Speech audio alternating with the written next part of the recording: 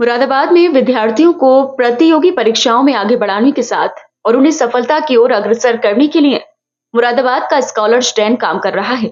Medical और engineering के क्षेत्र में विद्यार्थी सफल भी हो रहे हैं।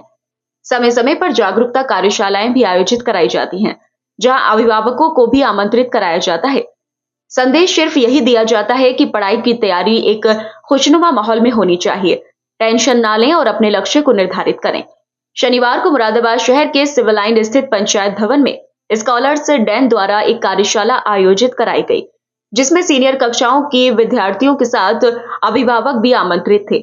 जहां संस्थान के मैनेजिंग डायरेक्टर विवेक ठाकुर ने कई महत्वपूर्ण जानकारी दी और खुशनुमा माहौल में विद्यार्थियों को जागरूक भी किया गया। स्कॉलर्स डैन द्वारा पंचायत भवन में पढ़ने वाले छात्रों व उनके अभिभावकों के लिए एक क्वेश्चन एंड आंसर सेशन का आयोजन किया गया। इस सत्र में स्कॉलर्स डैन के प्रबंध निदेशक श्री विवेक ठाकुर द्वारा अभिभावकों के पेरेंटिंग से संबंधित प्रश्नों का उत्तर दिया गया। वर्तमान समय में पेरेंटिंग से जुड़ी चुनौतियों के चलते पेरेंटिंग एक जटिल प्रक्रिया बन चुकी है। पेरेंटिंग में जुड़ी समस्याओं को समझने के लिए उनके समाधान निकालने के लिए यह सेशन विशेष रूप से आयोजित किया गया था।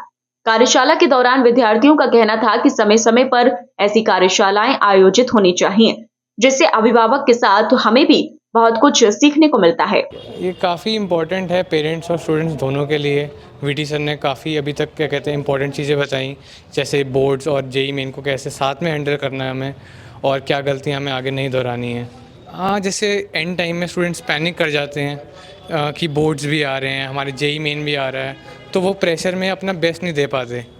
इसलिए वीटी सर ने हमें ये सब बताया कि हमें कैसे सब चीज़ों को हैंडल करना है, कैसे पढ़ाई करनी है, क्या क्या चीज़ें नहीं करनी, तो उससे काफ़ी फ़ायदा मिलेगा। और पेरेंट्स को भी ऐसा बताया कि हमें स्टूडेंट्स को कैसे सपोर्ट करना चाहिए, ना कि उन पर प्रेशर डालना चाहिए कि आपके नंबर नहीं आ रहे या ये सब नहीं हो रहा। ये बहुत अच्छी क्या कहते हैं वीटी सर की वो स्टेप है कि जैसे स्टूडेंट्स और पेरेंट्स दोनों टाइम टू टाइम मोटिवेट होते रहते हैं कि कैसे हमें अपनी तैयारी मतलब बीच में स्टॉप नहीं करनी है। कभी कभी अप्स एंड डाउन्स आते हैं, हमारे मार्क्स नहीं आते, तो उससे हम निराश हो जाते हैं कि क्या कहते हैं कैसे हमें आगे बढ़ना चाहिए। हाँ, कैसे हमें आगे बढ़ना चाहिए।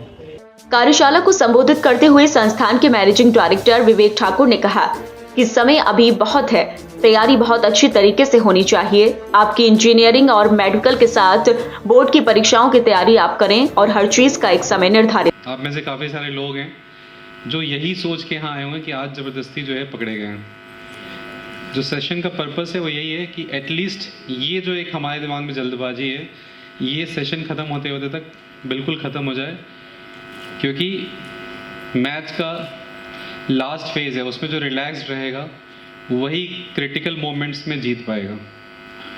अनफॉर्चुनेटली जैसे जैसे मौसम बदलता है, मैंने देखा है मुरादाबाद में बच्चे और पेरेंट्स जो हैं वो दोनों ही प्रेशर में धीरे धीरे आ जाते हैं, और स्पेशली जैसे जैसे एग्ज़ाम की डेट्स आते जाएंगी वो प्रेशर आज इस सेशन के एंड तक बिल्कुल ज़ीरो फील होना चाहिए, तभी आप डिलीवर कर पाएंगे। कि every year I see two kinds of cases.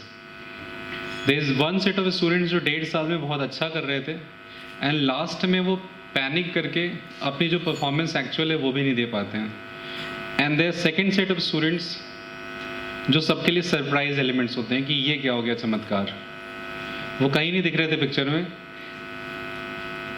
और वो सडनली उनके मार्क्स बहुत तेज़ी से बढ़ने लगे।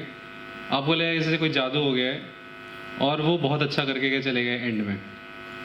The first set of students को लगता है क्या कि हम 1.5 साल से मेहनत कर रहे थे देखो, और ये हमसे धीरे धीरे आगे निकलते आ रहे हैं, क्योंकि हम जो ये लास्ट का टाइम फ्रेम है उसको ठीक से विजुलाइज नहीं कर पाते हैं।